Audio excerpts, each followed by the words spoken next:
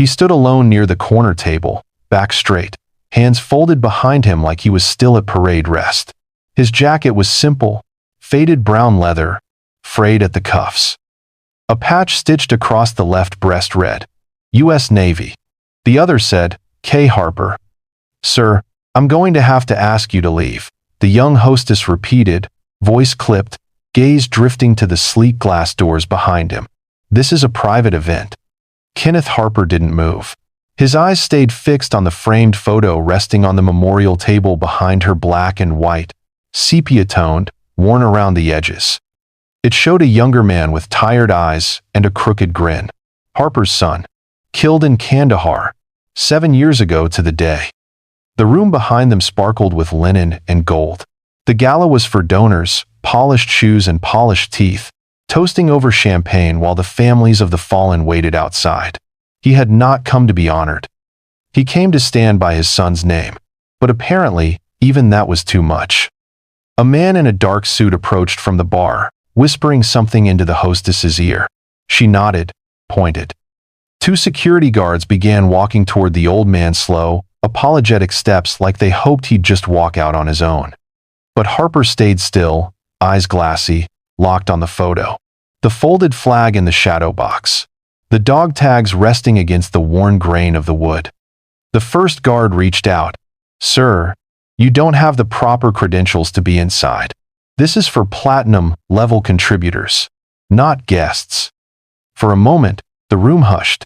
Not out of respect, but the kind of awkward silence people slip into when they see something uncomfortable they hope will resolve itself. Glasses clinked. A cough echoed. No one intervened. Harper gave no reply. He simply turned, slow and deliberate, facing the men who would remove him. His expression was not angry. It wasn't even defiant. It was empty. And that was worse. That was when 6 men stood up from different tables around the room. No fanfare, no grand gesture, just quiet, coordinated movement. They wore suits too, but theirs didn't shine. They didn't wear medals, but every one of them had the look: sharp eyes, squared shoulders, sun-damaged skin stretched across scars they no longer tried to hide. Navy SEALs. Every one of them. And they moved with the kind of authority that couldn't be taught, only earned.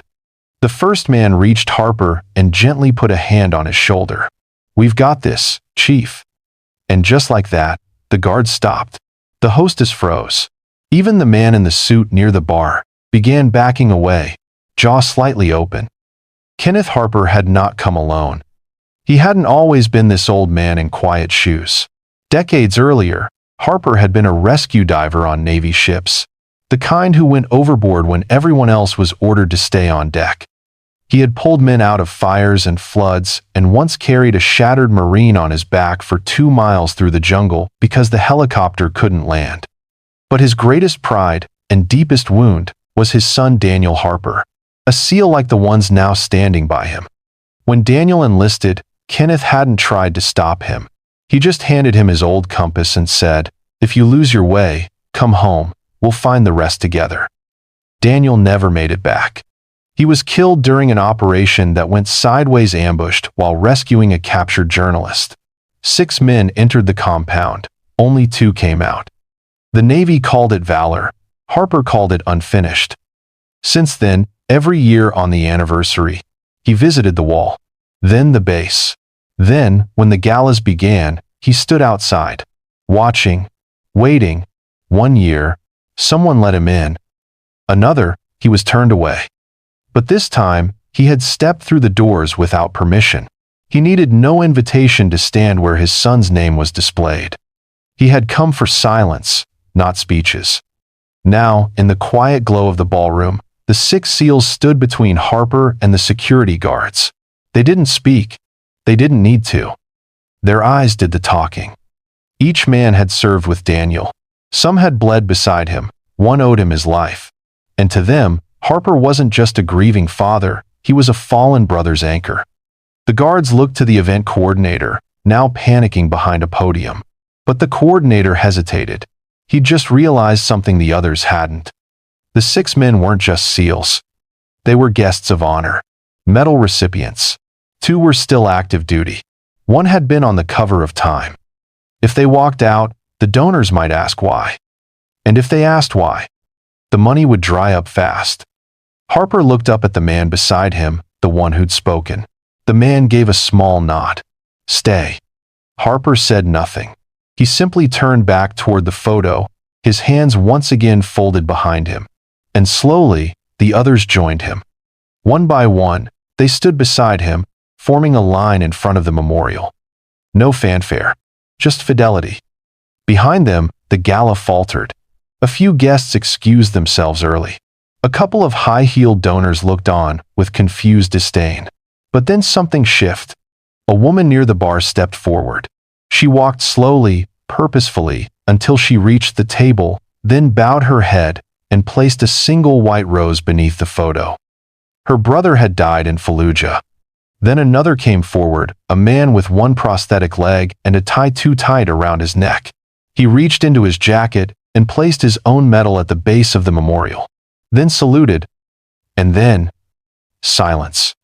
But not the uncomfortable kind anymore. The reverent kind.